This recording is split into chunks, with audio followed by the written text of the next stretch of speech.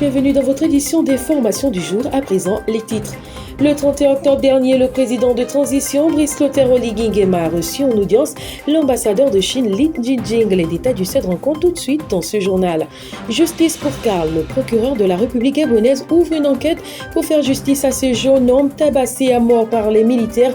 Nous le verrons également dans ce journal. Le ministre des Eaux et Forêts, accompagné de sa délégation, ont découvert des conteneurs de Kevazingo au port d'Ovendo.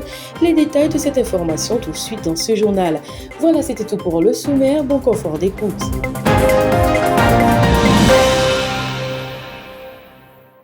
Nous l'annoncions sommaire, le président de transition Brice Clotaire Oligui Nguema s'est entretenu ce mardi 31 octobre au palais présidentiel avec l'ambassadeur de Chine Li Jingjing.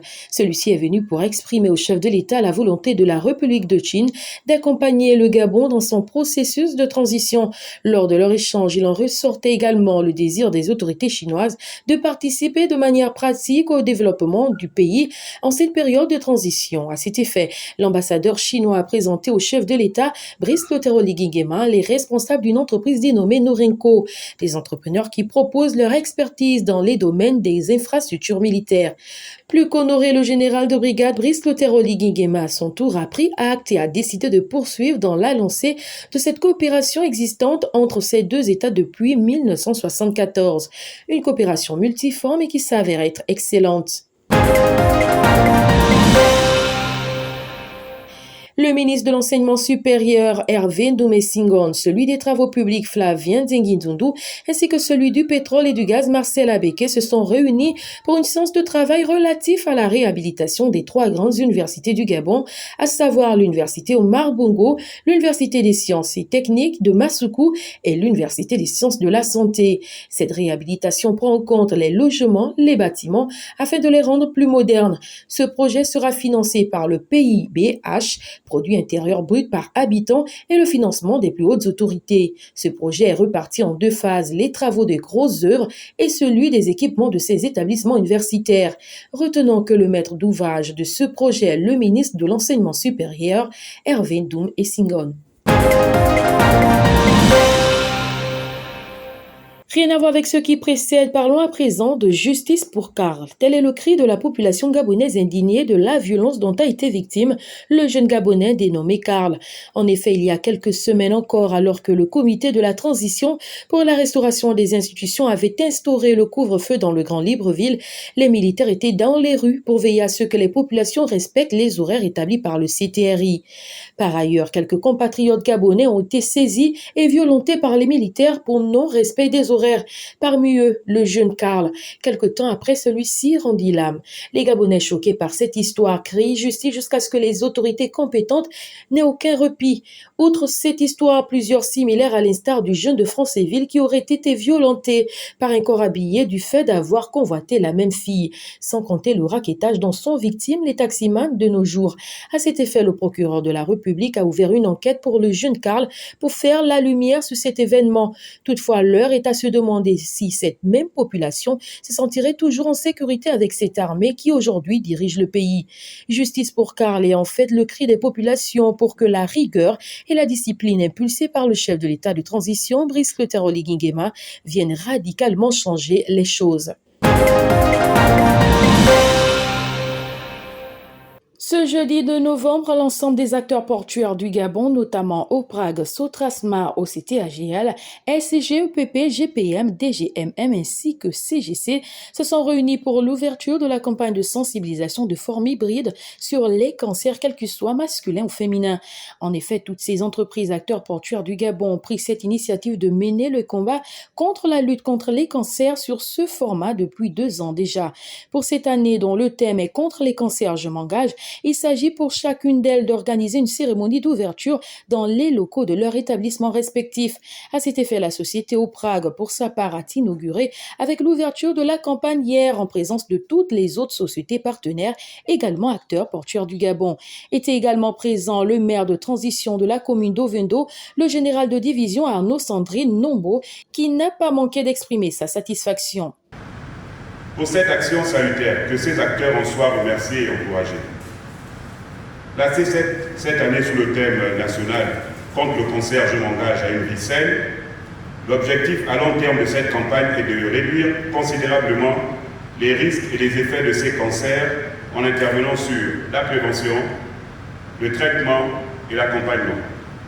Et une certaine fierté que je me réjouis de ce que les organisateurs de cet événement aient choisi au vin d'eau pour l'abriter.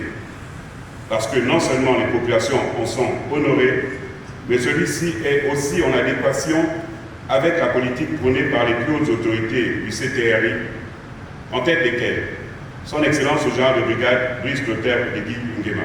J'invite tous les habitants d'Ovendo à se rendre massivement sur les sites retenus pour se faire dépister.